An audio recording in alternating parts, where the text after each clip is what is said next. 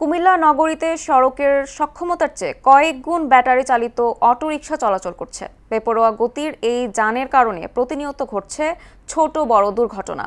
সংশ্লিষ্টরা বলছেন, অপ্রশিক্ষিত চালক, দুর্বল তদারকি এবং অনিয়ন্ত্রিত লাইসেন্স বাণিজ্যই এই সংকটের প্রধান কারণ।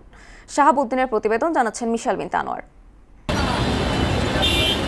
মুহূর্তের অসাবধানতা আর তাতেই ঝরে যায় একটি তাজা প্রাণ। সম্প্রতি কুমিল্লা নগরীর কান্দিরপাড় এলাকায় অটোরিকশার ধাক্কায় নিহত হন ৭১ বছরের রফিকুল ইসলাম। এছাড়া গেল ২৮ মে নগরীর ঠাকুরপাড়া এলাকায় অটোরিকশার ধাক্কায় প্রাণ যায় প্রথম শ্রেণীর শিক্ষার্থী রামিসার।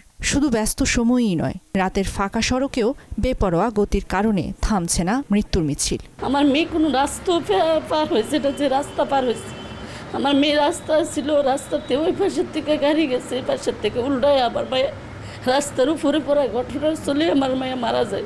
আমাদের ফুলের মতন বোন ছিল। বেপরোয়া গতিতে চলতে থাকা একটা অটোরিকশা সজোরে এসে আব্বুকে ধাক্কা দেয়। কুমিল্লায় অটোরিকশার ধাক্কায় প্রায় ঘটা এমন দুর্ঘটনায় অঙ্গ হারাচ্ছেন অনেকে। কেউ কেউ কর্মক্ষমতা হারিয়ে দীর্ঘমেয়াদী আর্থিক ও মানসিক সংকটে পড়েছেন।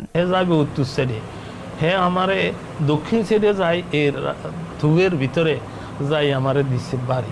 মেইন রোডে অটো ওঠানো নিষিদ্ধ করতে হবে। প্রশাসনকে বলবো প্রত্যেকটা মোড়ের মধ্যে ট্রাফিক দেওয়া উচিত। সিটি কর্পোরেশনের তথ্য মতে কুমিল্লা নগরীর সড়কে সর্বোচ্চ ১৫,০০০ অটোরিকশা চলাচলের সক্ষমতা রয়েছে।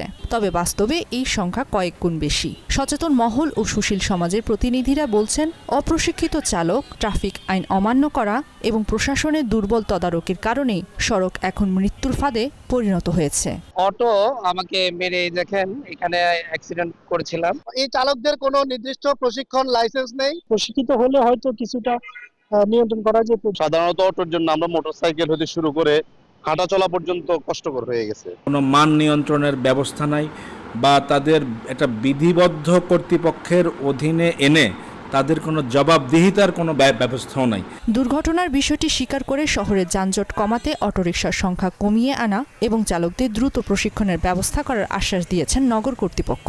দৈনন্দিনই দুর্ঘটনা ঘটছে এবং দুর্ঘটনার কবলে পড়ছে কুমিল্লার সাধারণ মানুষ। খুব দ্রুত সময়ের মধ্যে অটোগুলো, মিশুকগুলো আমরা সব রেজিস্ট্রেশন আওতায় নিয়ে আসবো এবং সেটি খুব সীমাবদ্ধতার মধ্যে থাকবে। কুমিল্লা নগরীতে এখন সবচেয়ে বড় আতঙ্ক ব্যাটারি চালিত অটোরিকশা। এখন দেখার বিষয়, এই প্রতিশ্রুতি বাস্তবায়নে কতটা উদ্যোগী হয় প্রশাসন, নাকি নতুন কোনো দুর্ঘটনার পর আবারও আলোচনাতেই সীমাবদ্ধ হয়ে থাকবে এই সংকট। মিশাল বিনতে আনোয়ার, মোহনা সংবাদ।